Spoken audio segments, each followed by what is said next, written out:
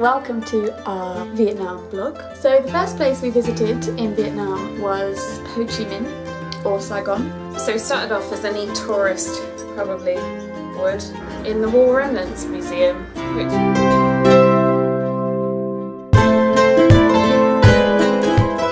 which is pretty bleak, but it's fascinating.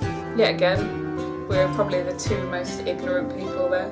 Yeah, knew pretty much nothing about the Vietnam War. I blame Hitler. I think Hitler was something. Well, it kind of was, because that's all we learn about. Oh, I see. It kind of took up. Well, I thought you meant you blame Hitler for the Vietnam War.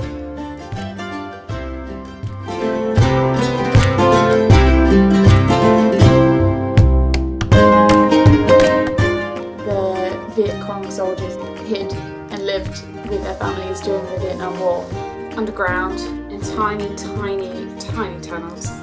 We had a little walk through them, which was not very nice. Bye, Claire. Bye.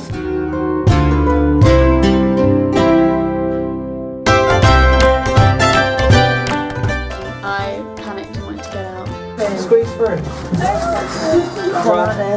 Yeah, continue guys. I'm going out. No, how do we get out? Left there.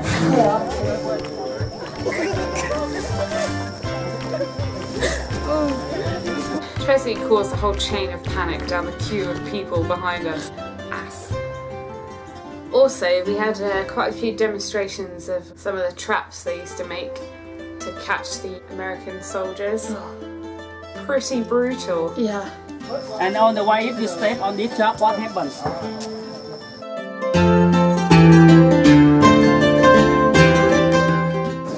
And if you come here too happy, you step on this one, the next one. If you step on this one, they stuck you here, throw you to your heart.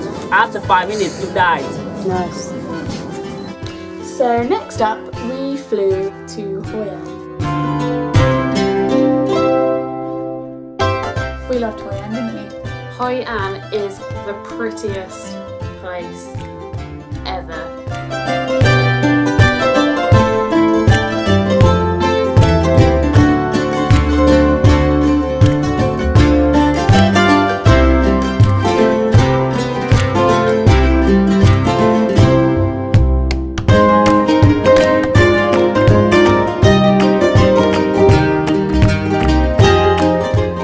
Either side is completely lit up by these colourful lanterns, and then they float on the water. You can hang down, like you can hang over the bridge and drop into the water with a thing, not just You're doing really well. I'm just gonna let you go with it. not just by your feet. But we'll show, not tell.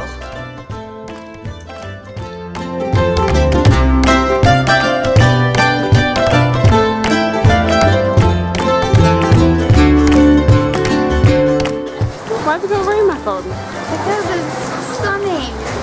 Oh.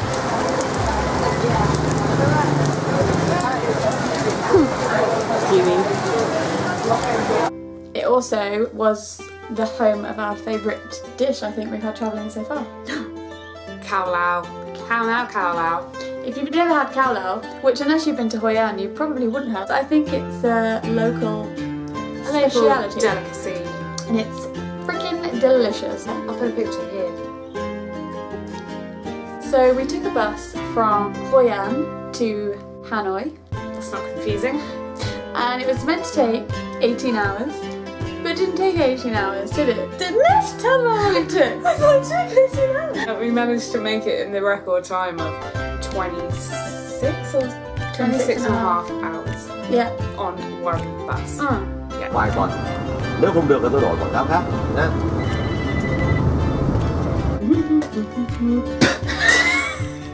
So we didn't stick around in Hanoi because it was super busy.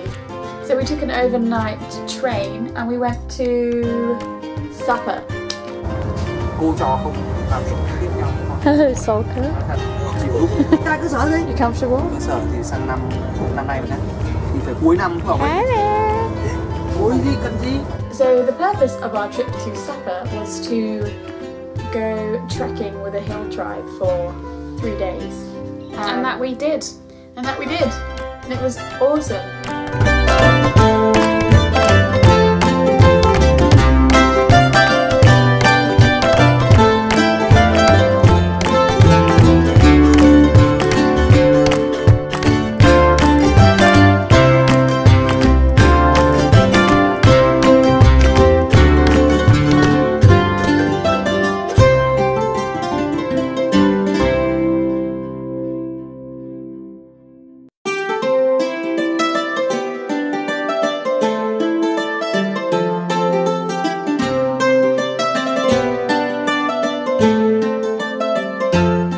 Finally, we went back to Hanoi and then got ourselves a trip to Halong Bay. Word of advice coming right at you. Be really careful who you book your trips to Halong Bay with, because you can get a super cheap trip. But the only thing that's bad with that is that they don't tend to have life jackets, some of them, or life rafts, or any sort of safety equipment. The boats tend to be in fairly bad state of repair. So we, for the first time probably in our lives, thought we'd be a bit sensible, and we went mid-range.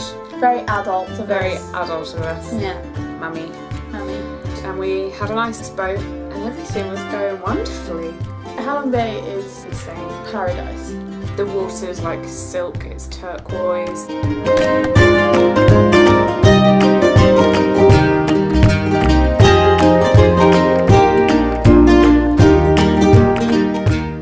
To see an amazing cave, the surprising cave.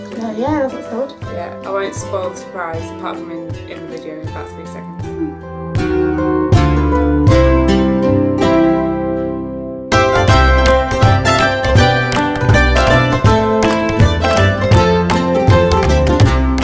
Yeah, there was a giant penis in there. A giant penis! Penis. So after a smashing day, we got onto the boat to go to bed. And at about 2 in the morning, there was some flashing going on. Not just me. Not just Claire.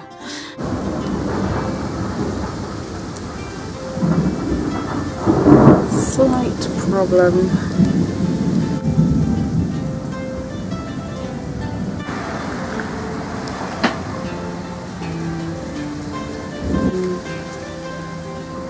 You can't see like bolts.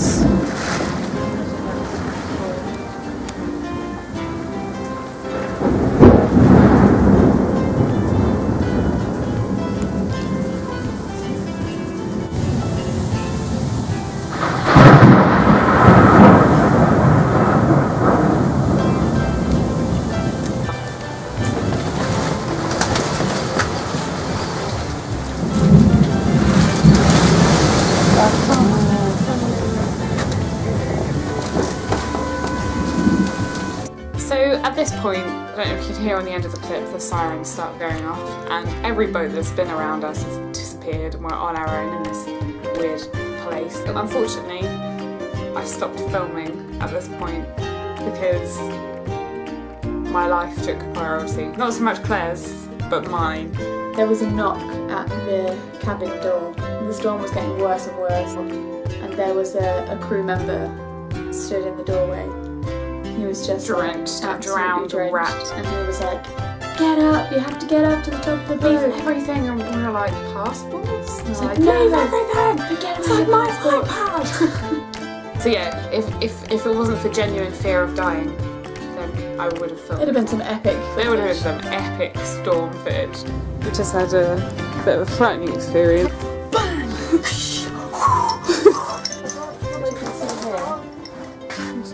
And Holly said to me very calmly, "I think we should get dressed, but I also think it's time to put on the life jackets." And I was like, "You think it's time to put on the life jackets?" We're done. It's always a good time to put the life jacket on. That was a mess. I thought we were going to die, and I nearly sicked up my heart. Holly was pretty calm. Yeah, on the outside maybe, but in the inside, like, I was trying not to vomit. Were you scared? I was absolutely, like, that's the most scared I've been in my life. I think me too. I've never been more scared than that. Because the boat was literally doing this. You can see that it's soaking wet. That was the scariest experience. So we all had to go up to the top bit, the safety. And then all go on one side to balance the boat out. I was like, do we make a video of like, I love you mum, dad? Like, that's how frightened I was. I'm sleeping on my life jacket. And then Holly said to me, just before we put the life jackets on, she gave me a hug and was like, I love you. And I was like, oh God, and then part of me was like, oh my God, this is like that scene where the old people. Well, Night. apparently we're going to bed now. Sweet dreams. Sweet dreams. Goodbye. And the storm just passed as quickly as it came. I'm glad we did our research because that would have been a lot more frightening if we didn't have a good crew and a good boat and good safety things. But then the next day we woke up and we watched the sunrise and it was beautiful and everything was calm and we went to Monkey Island and that was awesome. I wonder why it's called Monkey Island. Here they come. Hey monkey boy. Yeah, I'm gonna let him do the food. Careful with the camera. Yeah, throw bread near me, I'll punch you. They seem quite tame actually. There's John the monkey, scratching his butt. Jesus. Oh jeez. I don't like John. Jesus. God. But as soon as we went to go to get the boat back to the mainland, the woman said, oh, we can't get on the boat because there's a typhoon warning. But luckily we made it back to the mainland. But as the waves started picking up and the wind did as well, we saw some of the cheap boats ferrying their passengers out when there was a typhoon warning. Yeah. So that's about all we managed to get done in 2 weeks in Vietnam. Thoughts? Scary to speak into the microphone. So, Yeah. scary, Yeah. pretty, Yeah. delicious. Yeah. That's about it. Okay. What about you? Scary and delicious, I agree. I thought it was bloody brilliant. I did feel we were going to lose our life at one point in it, but apart from that, it was a blast. Not a good story to tell. Not a good story to tell. The next stop, Back to Thailand. Back to You Thailand. only say that because you don't know. fuck We've it. had to turn the fan off, so I'm sweating like an sweating. arsehole. So tune in next time to see what we got up to when we went back to Thailand the second time and I to scuba dive. Don't you dare. Don't you dare. Don't you dare.